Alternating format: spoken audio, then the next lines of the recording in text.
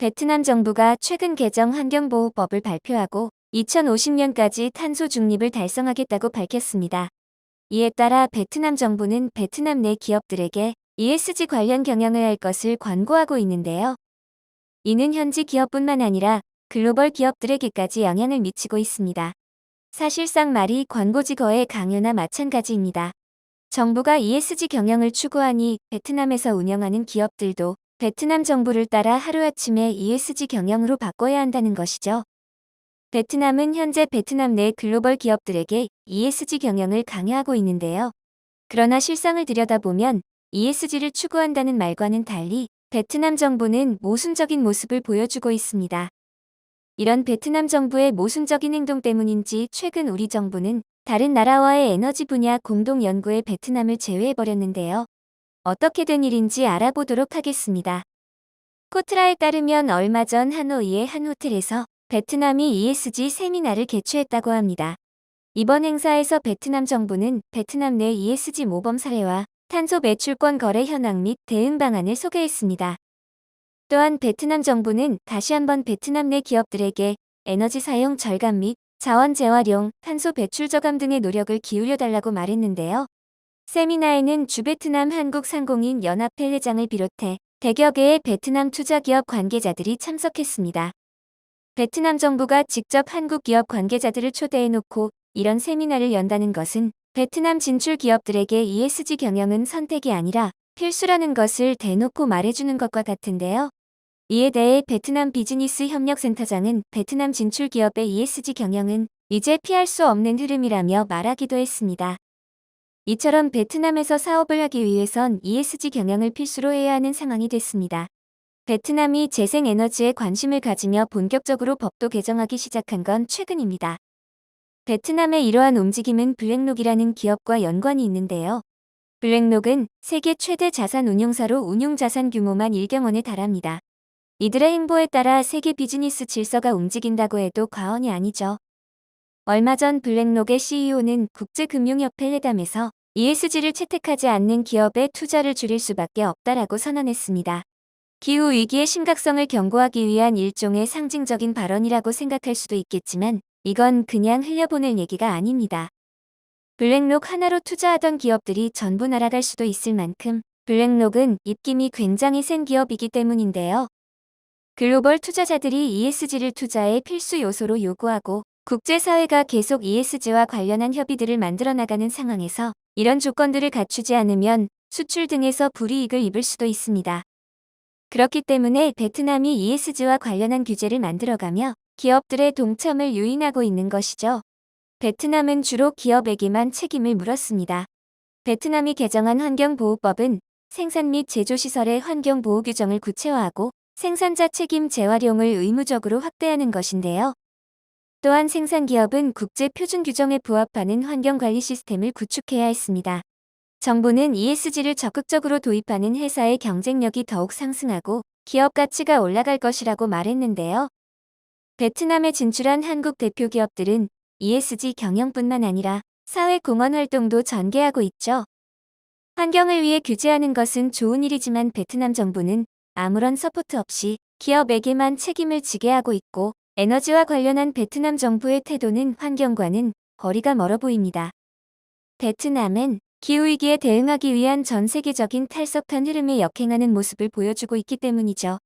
석탄 화력은 베트남 전력의 중추입니다. 베트남은 석탄 화력 발전이 전체 전력 생산량의 60% 이상이라고 해도 과언이 아니죠. 그만큼 베트남의 주 에너지원은 석탄입니다.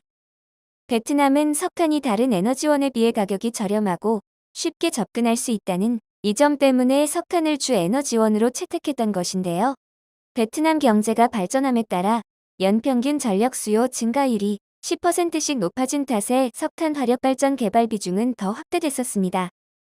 한때 베트남은 러시아 우크라이나 사태로 석탄 공급이 제대로 되지 않았을 땐 전력난을 겪었을 정도로 베트남에서 석탄 화력 발전소의 비중은 굉장히 큽니다.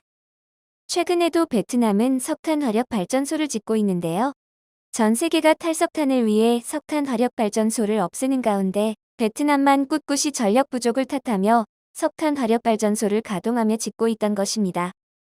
베트남이 겉으로만 ESG를 말하고 정작 석탄 화력발전소를 짓는 등의 모순을 보여주자 국제사회는 베트남을 비판하기 시작했는데요. 이런 논란을 의식한 베트남 정부는 뒤늦게 신규 석탄 화력발전 건설을 최소화하겠다고 밝혔습니다. 또한 석탄을 이용한 화력발전도 줄이겠다고 전했죠. 산업무역부에 따르면 베트남은 2030년까지 25% 정도로 줄이겠다고 말했는데요. 이어 베트남은 석탄 전력의 감소된 부분을 보완하기 위해 수력이나 풍력 등의 재생에너지 발전에 집중하겠다고 밝혔습니다. 대부분의 전력이 석탄 발전소에서 나오던 베트남은 다른 대체 에너지원을 개발해야 하는 상황이 됐습니다. 하루아침에 주 에너지원을 대체해야 되는 곤란한 상황이 된 것이죠. 베트남은 이제 풍력, 태양광, 바이오매스 등의 재생에너지 개발에 집중해야 하는데요. 베트남의 상황이 이렇다 보니 재생에너지와 관련해 우리 정부에게 눈치를 주고 있습니다.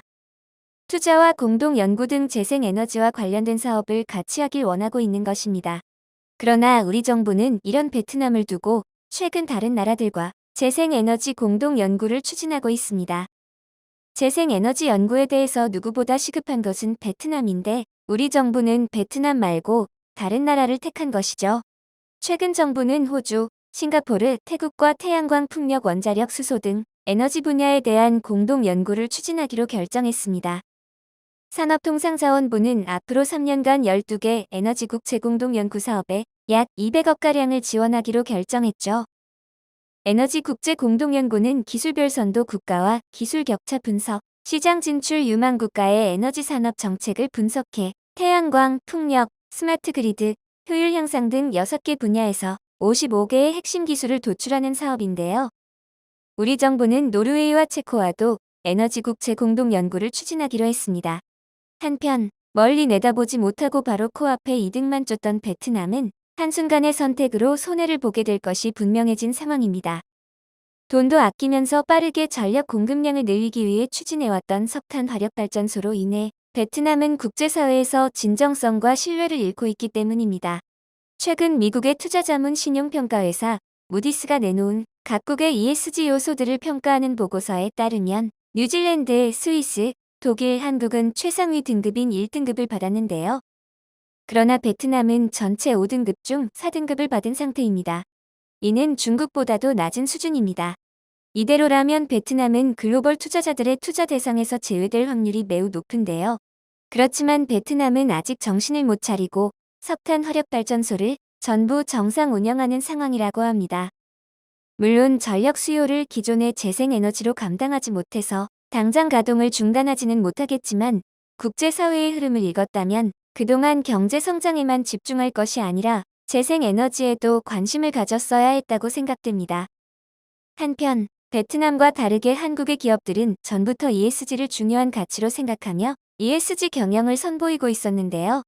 투자자들이 기업의 투자 여부를 판단하는 새로운 기준으로 ESG를 다루는 만큼 한국의 기업들은 친환경 경영 시대에 맞춰 최대 수혜자가 될 것이 분명합니다.